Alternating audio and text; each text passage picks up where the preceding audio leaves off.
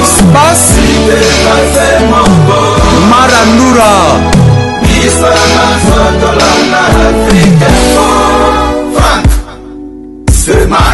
Yassika Eye na Kinshasa.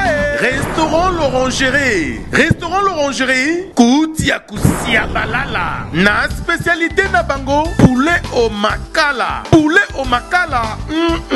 Souka nelengi. Basuki wanate. Olingi kolia bio. Yakambangu na restaurant l'Orangerie. Na service na bango. Cuisine congolaise. Olingi kolia biloko mboka na yo. Nyonso ezali. Kote masanga kutu bosa na e. Po nyonso ezali. Ata kutu masanga ya pompe. Bazo pompe. Pe ozo mela ya malili.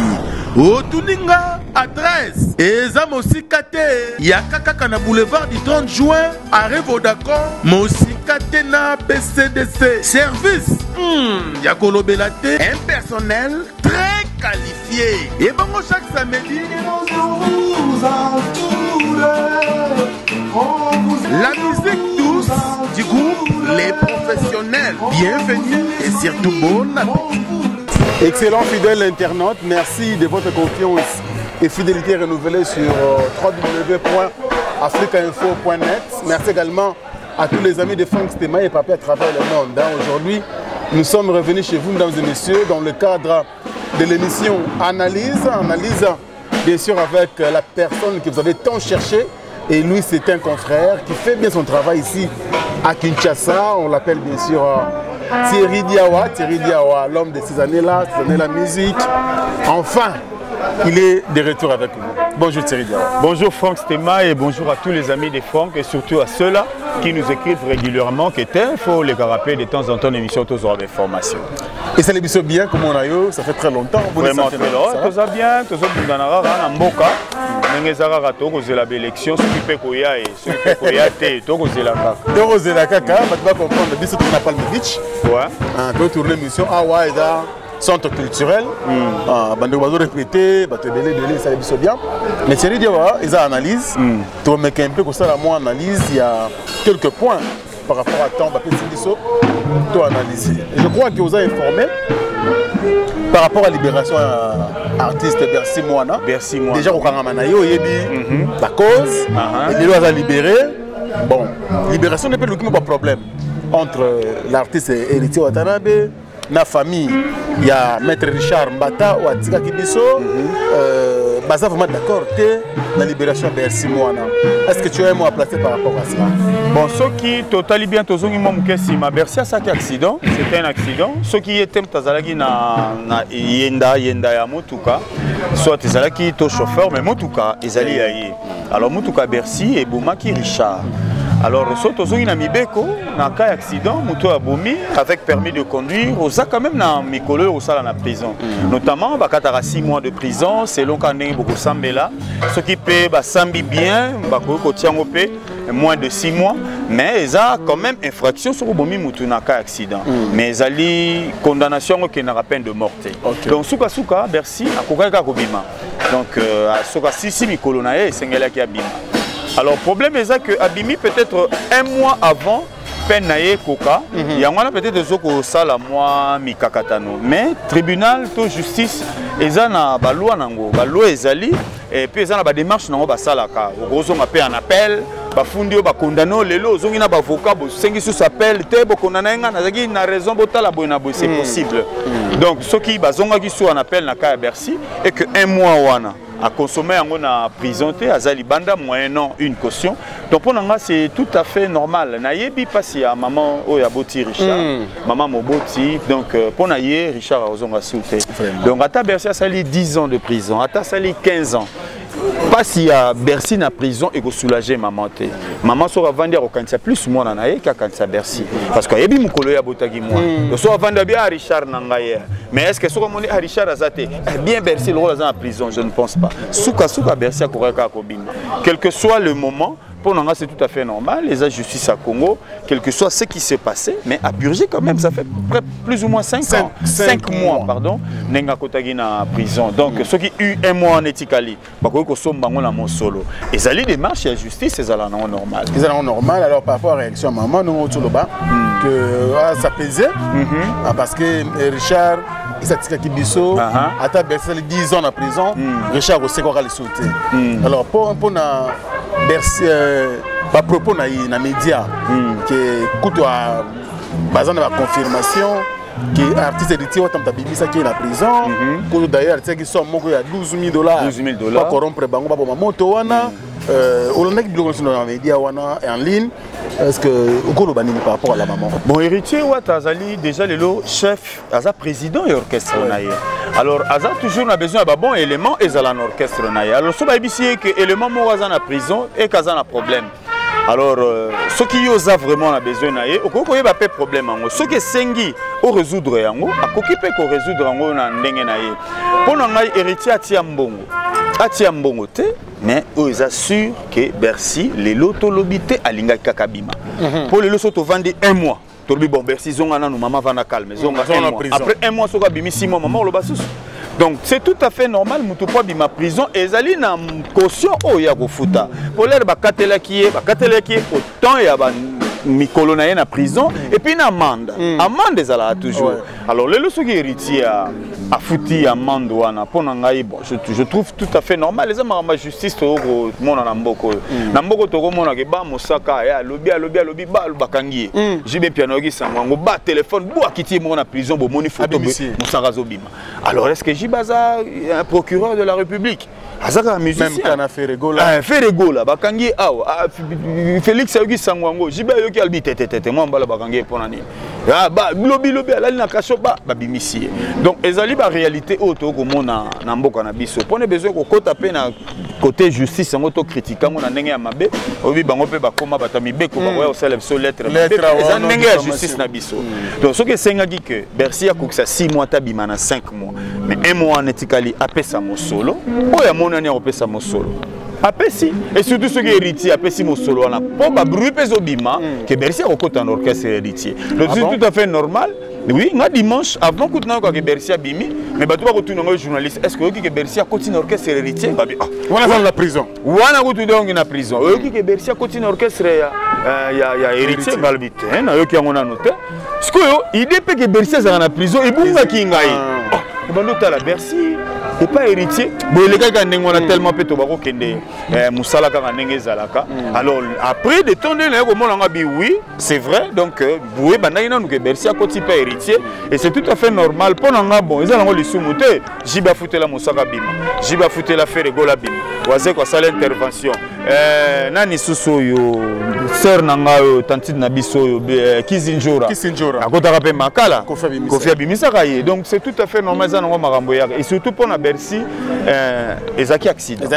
Ata osalengo na ko mezaki na yende za accident. Donc ezaki te mundu ki to masasi nde muto eboma ki to mbeli, nde eboma ki papa na biso Richard, maître Richard que son âme repose en paix. Pour na maman, il y a Richard maman ya mbata. Nazane loko koloba ote loko liloba moko te na koko bimisa awa ekokidisa o motema ekozongisa yo mwana nona bomo eto kolongolo mawa wana o nyonso zali koloba na télévision to na nzela ya internet ezali kaka pasi ya maman moboti 9 mois ça se comprend. Mais pour moi, nous avons comme impossible. Au Koluka pete ke babo ma Bercy lelo po yo motema no kitana limite que oza motema maman kolinga pe makila mususu etanga lokola ya mona no pe tangaki limite kolinga kozongisa justice na modèle wana zala maman moboti kanga motema pasi si la raté au vivre nango toyebi ke za pasi mais pasi ya Bercy te kosilisa pasi ya maman. Donc c'est tout à fait normal à limiter par rapport à la maman. Mais la seule émission hier, on a la bouche autorisée héritier Watanabe, Dadi Moula, directeur de marketing. Voilà, Dadi Moula alobi bango pe na tour na bango ba yoko porter maman ya mettre Mbata plainte par rapport à l'écambo noko bani bon pour ngai et là on a rôle directement on a Dadi nous le connaissons bien azosa la paix sika azali pena numéro 1 pour ngai on va s'adresser directement à non ça ne sert à rien ce qui plainte toi né côté le rôle aux à Paris en tout cas ça l'effort benga bureau ba qui retire ça ne sert à rien maman a la force té ya quoi ya ça les locaux contre eux et depuis côté l'art ou les gains à l'art ça c'est clair force na mboko il faut en mbongo ou influencer peut battre au côté comme la justice faut en mbongo maman za na mbongo wana te akoki ko attaquer héritier donc ata lobby internet ata balekisi émission ngo 1550 fois et go changer héritier ne logoté mais akofunda maman moboti pour le bagino héritier n'a pas si peu na motema héritier au photo $12,000 na ko ya conseil na mutaka OK funda mama te zongi sa makanisi simazali mama moboti ndenga boti Richard n'est pas ko bota Bercy n'est pas ko bota yo surtout le contraire basali mama na yo bongo ko sepelate pe Richard pas na ba frère na ye oyo pe ba yebani bien na Bercy o ba ba non il mettre Richard azana Bercy ba betela ngo pe tolo na quartier qui mettre na biso azana ba artiste minene mais le lorsque ba leki wana ba yoka ke kaka pona Bercy wana to kumisaki lobby lelo mama kota boloko mama ke no samba po bakangisi ye non côté wana pena Watanabe zongisa motema sima soki ba o ba kena ko tika plainte ça ne sert à rien ba retirer plainte wana nous allons au foot à l'art ba retirer plainte ça sert à rien ko accuser maman au foot la au fond de la maman neloni maman zana mokuya bungisi mobali monene bongo siko tie su mokuya bana ko samba même zamba ko sepela na yote pona maloba ya mama oya laki ya mabe o héritier ça so musique okomona ngai bona boy o nyosa lobi ya kanda ekoleka soki yo limbisi bolimbisi et fait moko ya malédiction ko salema te o na ko bakala le pardon Lubert merci beaucoup Thierry Diawa c'est très bien hein, une très belle réflexion c'est ça un journaliste azovan dans la maloba na yo ça la biso bien nous allons bien sûr prendre notre deuxième sujet il y a émission lelo to me grimper ko so les cambo yo il y a matanga toujours héritier Watanabe na éviter héritier, c'est un artiste qui fait parler. En tout cas, tu ne vendras jamais 6 mois sans que tu aies l'héritier. Comme maintenant à mettre CG Moni, je crois, vous avez tout le temps recommandé un texto par-ci par-là, que son homme repose en paix, mais déroulement maintenant à Naïe, ou l'Anda Kiango, l'héritier a zappé, papa Naïe, ça la musique, et puis, ma maison est d'accord par rapport à la réaction Naïe. Vous analysez en dégaine. Pour la moi si Maïsa Pembala Liboso, si je me rappelle bien, la matanga Moroso, il y a papa Wembate, le kaki le mois entre Kofi, na Fali. Est-ce que Matanga est un non, matanga ya Babiandonga. Na Sanef. Voilà, na Sanef. Tout le monde a gagné entre Fali na Kofi, Oyaye, na groupe naye, Oyaye na groupe naye, pesa na Rambotété. Et puis tout le monde a reçu la matanga papa Wembamenanda, na résidence Kuna. Il y a un ndenge naye, Fali pas un ndenge naye. Fali na groupe m'a belé, mais Kofi. Un peu isolé. Donc ce sont des choses pour la musique congolaise, tout à fait normal. Mais dans le cadre de moto, tout le monde la guitare, tout le monde la musique, tout le monde batou. Pour moi, je me rappelle vers les années 2000, sur la bourse sanitaire, tous les gars papa Wemba, à Kabila Rabiso, montant rose à la Lelo, 20 000 francs. Mais ça a lié à ce moment, je crois 200 francs à l'époque il y a musée. Après ça Rabiso bon, on a tout à papa Wemba, tout ça na wasenga kipuni à pouvoir personnel et tout ça rappelle na baninga msusu sur campus. C'est là ba memanga pas Weranson, ba bien étudiant yemba la couloir, tout le monde a tina ta de réception au couloir Werazway. Alors tu kenna pas Wera na maison na avenue de la Paix, place à Zara Liboso, na avenue de la Paix. OK. To kota rapena rata lopang, on a kutara la poste, Drumer Kakol Pazalaka, moi quelques musiciens ba banego répéter moi ba répétition moi coulisses il y a sèche ka. Alors Héritier était vraiment petit garçon. Il était très jeune, petit et je me rappelle où est la étudiant. On met la massamate. Baeloni, sucre, mabia Vietouan Tongo. Héritier, il était jeune. Donc, à son servir, même dans Bapaya Oyo, donc, voilà mon salaire. Mais où a préféré que tu héritier, celui-là, étudiant Mayamé. Où est la ville. Alors, dès que mon héritier, je me suis dit, le là, comme il prend.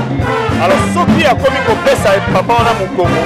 quelque part eza malamu te na matanga nous pouvons comprendre c'est la musique congolaise itambola bongo mais akoki ko rattraper ngo pe na kuzu très bien na kuzu pe te vie comprendre kaka de asinataki ayo avie nanga ata na nzembo ata boye na téléphone akoyamba te ata na kobeta porte akoyamba te il est loin bibitolo moni ndenge bakakeli alors ata na ndako te ata na nzembo akoki koloba eloko moko oyo ya pesi wana tobenga ngo normalement la bomoto eza manque de respect eza tolérable na musique congolaise on n'a pas fallu on n'a pas héritier l'histoire se répète eza makambo na musique congolaise eza normal teligia wana ozotolere impolitesse mamanga bato respect na musique dans le but ya normal na monde musical donc permission outi pa na ngati tolérance outi pa na ngai te nga nasalika constat parce que namonaka basalaka yango donc yango tomona ke eloko ekomi kosalema mingi ekomaka normal donc neti na pa moto aliboma soki atie fulu na ye wana olali na ye mpo na ye eza normal mpo esalemaka mingi mpa na bango donc na musique congolaise impolitesse oyo olobi ekoma normal surtout bando otanga na banzembo héritier aza mpe ka yemo te bambwakele ezali okoka moninga azoyebisa un congolais qui se prétend américain ozomona un congolais qui se prétend américain okoyoka o te nga nali contre maître na bango po maître moko abimaki maestro wana yebi contre maître de leur maître donc na musique congolaise soki tobengi yango impolitesse na ndimi yango mpo esalemaka bongo babanganaka mpenza te omaka alingaka mpe elopele alingaka mingi badanseuse et puis ozosentir ke te oyo babokeli mopao otali mpe mopao na problème na justice na france na badanseuse olobiki eza kaka mopao oyo kuna okaligula manefo pembe boyebi okofi te ozomona donc impolitesse botela baacte wana ya kobotisa mutu ya kobude mutu ya kofimba eza nango normal na monde ya musique eza normal mpona bango eza normal mais biso tobengi yango eza politesse ça c'est vrai parce que quand même héritier ayebaka ewela papa exemple oyo napesi déjà koyelanga mai nga étudiant donc aza mwana wela alors ata okoli ndeni ata papa asali yo mabe neni okangi papa no ndoki même na mbote boye opesa papa quelque part pesa moi mabe esali mabe ça c'est vrai en tout cas nous continuons et puis boye na liwa ya monib oyo asalaki kosangisa bino na patron na yo aosala mosala kozwaka ba démarche ba marketing mpona yo bokoma héritier le na Luanda monib azali héritier le bobelela héritier tamsu kopa monib donc a signé contrat po yo babelela yo wana donc quelque part pas reconnaître quand même que c'était na kombo ya monib akoko pesa wera po voilà alors on va monter comme ça wera ndote comme il a le capo ya BT Award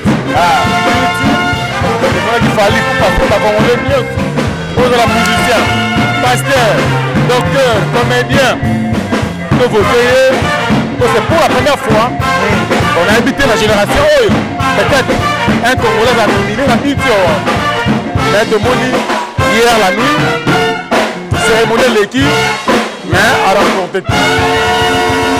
Et puis au départ déjà, il se murmurait déjà au départ que la mission béné va mettre Koloba Loba. Azwango, Poto Sambo Lisusu, il est le premier, il est américain, il est boy. Et il y a la suite. Il y a un chroniqueur culturel, journaliste de formation, de carrière. Par rapport à... Et là, on a vu le Léopard, na Coupe du Monde, on a Russie, Léopard a poli 9-0. Et au ça, on a passé. Donc, artiste congolais, Azalaki parmi les nominés, mais ensuite, les Congolais peuvent au ça, on a passé. Mais impolitesse sur Toto Lobela, et où il y a des polémiques, et où il y a des entre les musiciens. C'est tout à fait normal que Bamsou Bazala contrer. Mais des fois, il fallait peut-être l'équité. Je dirais que les Congolais et diaspora va peser na point na bangote. Parce qu'il y a Awa, Baza totalement déconnecté. Ouais. Mingi bazara déconnecté, Biti Awards, on a déjà en anglais, Baza vraiment déconnecté. Donc, les Congolais et les bandas votent na bango zaki penda suffisante. Ce qu'il fallait à Zoki appuyer ya habitants au Baza sur place na Congo. Je pense qu'Alina Kolega pour Awa Balinga Kaemingi. Voilà Baroko Satifali, Awa Balinga Kaemingi. Ce c'est ngaito voté, comment voter mais manque il y a communication, les Zangi et puis le peuple congolais dans sa majorité n'utilisent pas Internet. Même l'émission Torotala. Torotala Lelo. Bato Torotala on mingi. Bato Torotala Bazalibanda. Sans frais. Rien qu'avec ma wifi. Torotala on biso awa. 1 giga ya patient. C'est la promotion à Société Mora Communication à Sala. Donc raison pour laquelle échec a fallu aussi. Donc les Congolais qui sont ici n'ont pas voté. Ne se sont pas impliqués. Non seulement parce que Balingi fallait, mais parce que Bazaki informé et puis bah moyen il y a pour participer à la qui TP bah yebi puis bah biti avoir dans côté. Mais ce qui échec a fallu na contribuer à la diaspora. Bah quoi que ça l'effort bah voter puis bah sensibiliser biso. Ceux comme politique. Bobi malibandate, bobo mbabasaki ya loso, bobo mbabasaki ya mungwa. Depuis to bomba basaki ya mungwa ti lelo to kufa to ça la ngo pété. Donc ceux qui bah on peut bah sensibiliser biso que tous en représentant na biso à Libanda, voter peut-être à Niaolika. Mais courage à l'artiste, la prochaine fois, ça va. Courage à l'artiste, télévision bien. Et puis félicitations à Davido, il y a un Tanzamo, et un normal. L'année prochaine, il peut voyager. Et puis il faut la mission à l'artiste. Mais, c'est Ridiawa. Comment on a un album, on a dit Manlelo, est-ce qu'il y a vraiment l'engouement? Dans le temps, on va nous dire que quand on va la musique, quand on va la musique, quand on joue la musique, est-ce que le lot, on sentit sortir la musicien et l'album a musicien de Guénen? Le lot, l'album a musicien de Echo et zo Salema Penza, ma cassité. On ne comprend pas. Peut-être autre temps, autre mœurs aussi. Ah ouais. Donc, quand on a payé, on a artiste payé. Évident. Ozomona ba misu ba fanatique parce qu'on m'a déçu. Bangulu ba na kati. Ba misu batikala na baba na ba bébé pour artiste tamso abotisa ki baza na kati. Ba misu batikala bongo tamsu neti mama ya mbata ya Richard. Lelo on a dégoût ya musique congolaise. Donc famille na ye mobimba. On a dégoût wana. Ba misu ko misaka batu. Lobi soki héritier bimisa album ke Bercy aboki na kati. On te bande pour ça la contre marketing ya album wana. Très bien. Donc c'est dû à ça. Les gens sont préoccupés à autre chose. Il faut se le dire aussi, passer l'équipe tellement mis. Distraction na bazo koka santé. Donc pour na mikoso ba disque boza problème. Mademoiselle la batine de la Bluetooth, ayo karana eta ne écouteur, ça s'arrête là. Artiste a voté $20 pour baya. C'est tout un problème. Il y a un sala peut-être ndengwana. On a ngai otozonga lisusu que album et bimito banola. Mais ça va pour un artiste ka ya mokilité même côté chrétien. Ouais.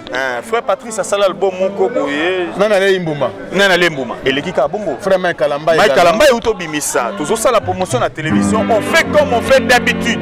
Notre boulot, mais ils aussi mbatté. Donc pour dire que le peuple a changé, peu moins façon à revoir les choses. Babongi s'appelle surtout le texte na bango. Donc on attribue un peu na texte.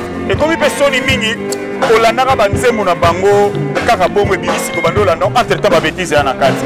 Le logo fait anniversaire mais on fume la piste na bukambe au koraté. Et c'est grave. C'est grave.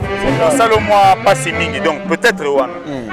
Artiste to bongisa texte na biso to bongisi texte na nous to zongisa mate ya mwa muke na kati to lobeli bolingo trop na mbetu po bolingo longwa na ngo ya chérie je t'aime na wala mtikilo kololo rosa mbetu penza au sentir que maman nyonso ya yo yamado tala mopende yamado après wana mokongo passe ezo senga tanga donc awuti déjà na mbetu après sengi tanga wis azonga les sous renfort donc quelque part vous sentir que mbetu elegi trop ya on moti babika na tête to buka mbetu lola ka bosa lobi buka mbetu babuka pe mbetu ba terme pe ya mbetu to ba phrase mbetu esila na kata musique ya on a félicité Fabrigas atali ya mado rien Zigida oui Zigida c'est une histoire je crois le 9 janvier ou le 8 janvier avion quoi na Zigida mais et kata ba mama madesu likola batungulu or mama tonzoto moi c'est la kana organe moko to benga rappel l'idée sous na kati sans se voiler la face na lingala to bi ke soko lobi l'idée sous mama et kata ba mama ba tête ba tête et kata ba mama ba tête likola batungulu donc là vraiment précision anezali bien pour bana mikene ba yemba ngo kata ba mama madesu ba mama ba tekaka madesu ba mama pe ba tekaka matungulu donc bref là on l'arrête mais na félicité pour le lobby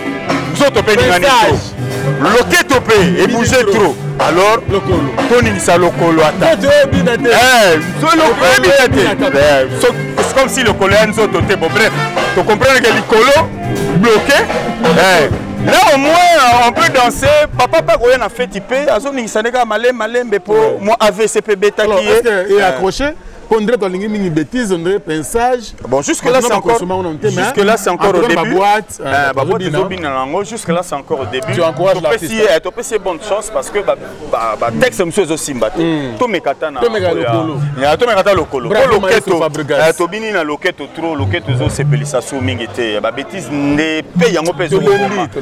Et comme ça la soni kolanda, banze momususu na maman abotio. Faut la bisone to koli, maman nga 60 ans. Aroya otalanga na ndako télévision.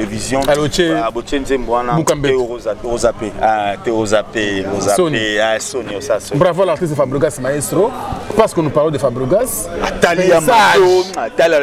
Pensage. Merci beaucoup à l'artiste Fabregas. La big promotion ils ont continué.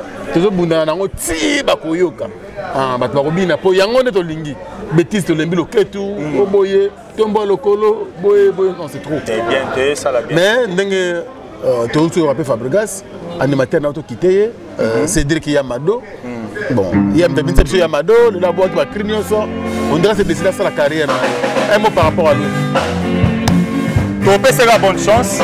On se dit ah, comme il figole, Botiki, Fabregas, on a ça la salande à Malunga. Alors que ça peine que yem ta salagi Yamado. Pour soit que Ikuna Zini, et vous allez pegar son ipon à regretter Faloti Galanayo, Fabregas. Conseil on peut savoir artiste, mais ça aura fait moins de temps. Ça aura moins de temps. Musique à souffrance. Ils s'appellent la Moussala. C'est aussi temps na yo. Moukololo on appelle ça la bien. Et ça la trop tard et ça la peut précipiter. Et ça un moment opportun pour yo Gorobima et puis au sali carrière na. On peut se faire courage, félicitations, mais affine ici à Outagité. Merci beaucoup, nous pensons donc à Mexico, la première dame de Lausanne. Merci beaucoup également à Fabrice Nsek, à l'époque américain, le titre Black dedans. Merci également à Blanchard Kabanga, le chouchou de Lyon. Nous sommes bien sûr en train de continuer avec Mourid Diawa, mais aussi en train de chuter parce que tu vas répéter. Voilà. Alors, dernier thème, pour la règle, il n'y a pas esclave. Esclave, il y a Kofi Olomide. Ouais, on a la ndague. Au Sekini. Bon, la Sekini, on a répondre, à répondre quand même. Ah ben oui, à répondre à Caligula. Parce que Djembo Karma passe à la Caligula. Atatani combien profiter. Na boy même ma justice. Oh, tu me mets la justice pour moi en l'art et comment la justice. Mais tout le monde comprend qu'il s'agit de Kofi. Aussi moi là bato kati kolo kolo, le lo moi c'est toi kati su qui balbani Luka Sindi. Donc le lo convoi à sous-souté Aïcha Kone, soki nani momi mo za kawana Angélique Kicho. O kati su qui na sebo. Voilà, les asso Angélique te comment Sindi. Moi ça kati ra Sindi. Donc neba kati moi là bato suki au Sundola Moana, on a compris que c'est Kofi. Bon, nous on pensait que Kofi allait répondre, mais tiens à répondre. Vous comprenez? Artiste, tu es esclave, on a mis à vie à Kofi. Les gens qui ont sauté dans le Congo à Mopao. Kofi qui tongi mingi na Congo ya mwana mama ami, Boktika, Senga, Naba Mazika Senga. Le loi lobby est tam soit Zalranen Zambe na forme mutu yango patu baluka kombo na ye. Pour évoluer. Donc c'est normal. Makila mabe nyos kwaraye. Donc c'est une réponse. Na banzembo yo mingi toyoki surtout à Karmapa ou à Caligula. Donc pour la zongo bongo za réponse à Pessi. Na yoki nzembo na sepeli mais eloko na bisa Kofi Olomide liwa ya mutu. Ezala ya maman to ya papa. Ezate papa botio liboso fa kufara liboso. Non. Ogote kokufa liboso ya papa to ya maman. Alors, na maloba na songa yaki mama mi. Na ngako ka mo passe na motema pona liloba wana ke bino bolinga profite boluka ngala kufa. Mais nani akokunda mama mi? Ozoma do yo sa mfika kokunda mama. To posa lisa epe. Non, non, Afrique de Rabongo. Ko tabana bakola ça biso bakunda biso bamettre relève na biso là c'est africain baloba wana eza vie courant eza normal mais ko immortaliser ngo na nzembo ekopesa mama mwa pasi lelo kotala nzembo ya Kofi azolobaka ki bon ngai mpo na Kofi eloko nakozelaka Kofi akunda ngai donc soki esalemi mpe lobi akoki maloba na ye ozomona donc eza liloba eza normal mais tokoki koimmortalize yango te tokoki kobomba ngo peut-être mpo na bolingo oyo toza nango mpo na mama omoni polere atali Didi Stone alobi nani continue éducation ya ba Didi Stone nani akobokolela bango ba Minerval nani akosala boye mais mpo na mama nani akolakisa mama na nga kimbundi nani akosombela mama na nga super nani akosala boye nani akosalisa mama na nga na kama maladi nani akokunda mama mais soko tie kaka kokunda mama comme tel ebimisi aspect trop ya liwa donc ta mère représente la mort tes enfants représentent l'avenir donc wana eza vraiment malamu te mikolo ya mutu ebani epa ya nzambe parce que yo poko tika yepe mama mi pakundi yo donc ça peut être sur le contraire donc olobaka ateke mama yo okufa liboso na nga mama ngam na okunda yo te ça la fait quand même maman parce qu'on rappelait quelque part ça fait du mal donc pour ngai a pesiner réponse na ba contre molema na ye pour nini kaka Kofi aucun no poto to répète to pas peine moi raison on ba Kofi mabe Kofi boy tu vas voir André quelque part pe kombo apesa kaka makila mabe comment il pesa ah ba mi pesa kombo makila mabe yango na molera yo kola lbite na comme ça ngota mopao mokonzi mais makila mabe ezolandeka pour Antoine il s'appelle Antoine makila mabe atali alobi te ezosala bien te mopao mokonzi mais tozotala kaka pe wana ya makila mabe ezolandeka c'est tout à fait normal mo alobi tam so za nzambe bato badorake yango alobi botika ko adore ye botika ye tranquille botika kotanga kombo blasphème na kombo ya nzambe ah bonga pe pauvre papa olangi te donc pour na kota pour ça la nzambe te on a kota na makambo wana tu vas sentir les douleurs oh artiste na ngo douleur moko boye on sent que l'artiste était on dirait etondi ameli mingi oui yoka bato kolobaka na kombo na ye mabe on dirait etondi akomi ko sanza c'est tout à fait normal dans la vidéo talati veste alobi je fais partie d'une famille bénie vous m'avez cherché pour ma fille, je veux me battre contre tout un père. Donc, Ezali, le problème nyonso, on a pas au côté studio. Talaga moi no boti, au sala qui mannequin na professionnellement. Bah, tu as vidéo moi non comme ça le film pornographique quelque part.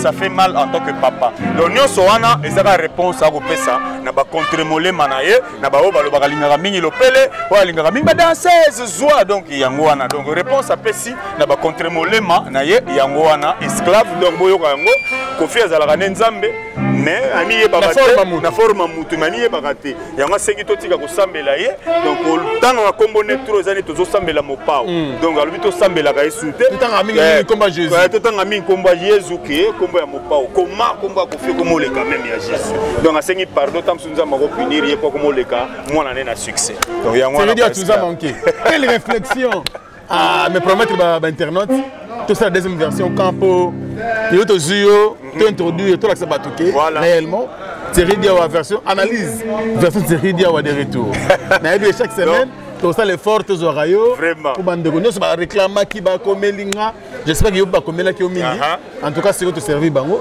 un mot de la fin par rapport à l'analyse alelo merci beaucoup na forme d'Issou Castemai merci beaucoup na ba ninga nyonso balanda analyse bolanda ngo poto yebaka nini toko kolobela la musique ya Congo na linga ba musicien nyonso parce que na interprétera banzem na ba yango peut-être tam ba revivre yo photo ya pena na caméra l'air comme la culture l'air au sala émission et surtout bonne culture info to ya penza wana na NTV. Voilà. Ayemba dans dimanche. Donc lundi matin, vous avez déjà vidéo là. Merci beaucoup Natirika Bamba mais to kuti moi problème mon gars ba stand de tout et qui vraiment. Kermesse c'est un kitoko mais bon. Mère ba somba ki ba stand bon. Déjà musala l'état sur celui-là l'état ça va aller. Kuna na sima peut-être boga makile donc lo ba vraiment avec énergie. Wana tozana mukubwa Maika Munana ba sel azali wana. Moi rep mo boye ba ko beta régulièrement. Festival de la rumba. Festival la rumba. Ma fan nyonso oyo balandaka analyse avec Fond Isuka, on est là pour vous, beaucoup de mission et j'ai dit merci à tout le monde. Lelo na kwa mututi. Merci beaucoup également l'équipe technique. Chateau Randy Wali, Maël Sadiki, Gloria Olangi. Président Riguel, et vous, très chers abonnés, portez-vous bien et à très bientôt. Baninga la moto sur la bango diplôme mon 28e promotion ya Institut Monseigneur Bokele allez lisanga ils sont dans la dernière diplômé zaïrois ils sont dans la diplôme à République du Zaïre vraiment biso batasura baza partout dans le monde la routine de la plus belle émission yo botala s'il y a quelque chose à ajouter dites-nous ce qu'on peut faire. Merci Franck. Merci beaucoup et vous. Au revoir. Yasika Eye na Kinshasa. Restaurant l'Orangerie. Restaurant l'Orangerie. Koutia Kusia Balala. Na spécialité na bango. Poulet au makala. Poulet au makala. Souka nelengi. Basuki wanate. Olingi kolia bio. Yakambangu na restaurant l'Orangerie. Na service na bango. Cuisine congolaise. Olingi kolia biloko mboka na yo. Nyonso ezali kote masanga kutu bosana po nyonso ezali ata kutu masanga ya pompe bazo pompe pe ozomela ya malili otuninga adresse eza mosika te ya kaka na boulevard du 30 juin arrêt Vodacom mosika te na BCDC service ya kolobela te un personnel très qualifié et bango chaque samedi la musique douce du groupe Les Professionnels. Bienvenue et surtout bon appétit.